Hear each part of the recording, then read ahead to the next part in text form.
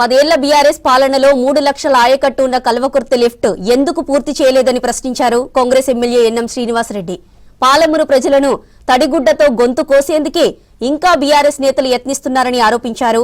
10 ఏళ్ల పాలనలో బొంకుడు చేసిన పనులను కప్పిపుచ్చుకోవడమే చేశారని మండిపడ్డారు. 7.5 టీఎంసీల తాగునీటి కోసం 30,000 కోట్లు ఖర్చు పెట్టిన బీఆర్ఎస్ నేతలు సిగ్గుపడాలన్నారు ఎన్ఎం శ్రీనివాసరెడ్డి. మొత్తం రాజకీయ వ్యవస్థను భ్రష్టు పట్టించిందే కొత్త తరం బీఆర్ఎస్ నాయకులని విమర్శించారు. శ్రీశైలం బ్యాక్ వాటర్ల పోతిరెడ్డిపాడు నుంచి సంగమేశ్వర్ నుంచి డిస్ప్యూట్లు ఉన్నాయి కదా మిత్రమా. డిస్ప్యూట్లు ఉన్న దగ్గరికి ఎవడన్నా పోయి ఇది నా భూమి నా జాగా అంటే ఊరుకుంటారా? ఊర్లా గడ్డపార పెట్టి కొడతారు. గా సోయి కూడా లేదా, ఊకుంటారా?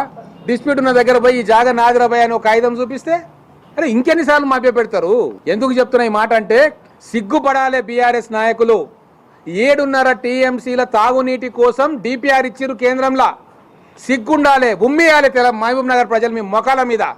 7.5 టీఎంసీల ప్రాజెక్టుకు 30,000 కోట్ల రూపాయలు ఖర్చు పెట్టి ఇంకా తగుదనమ్మా అని వచ్చి ఎక్స్ప్లెనేషన్ ఇచ్చుకుంటున్నారు.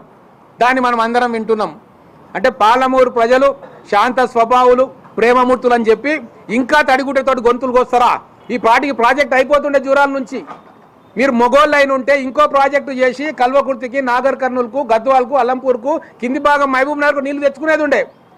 3 లక్షల ఆయకట్టు ఉన్న కల్వకుర్తి లిఫ్ట్ను కంప్లీట్ చేస్తుంటే అదే వాటర్ నుంచి అయిపోతుండే.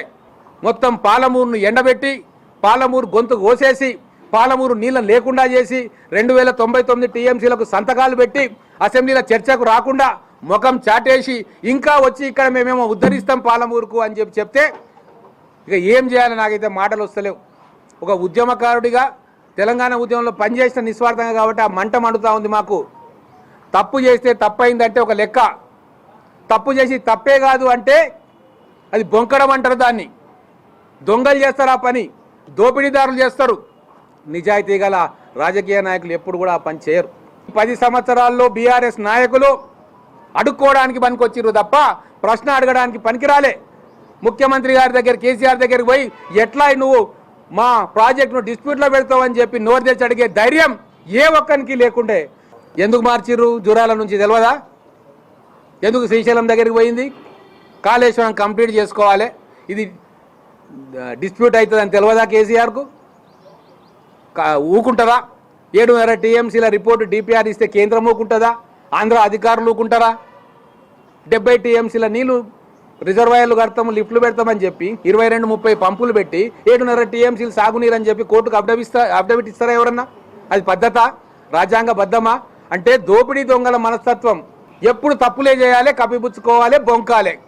గిదే నడిచింది 10 ఏళ్లలో. కానీ ఇప్పుడు నిజం గిది. మేము 45 టీఎంసీలు మాకు వచ్చే హక్కు ఉంది, మాకు ఇవ్వండి. కట్టిన పాలమూరు ప్రాజెక్టులకు ఇది సరిపోతుంది.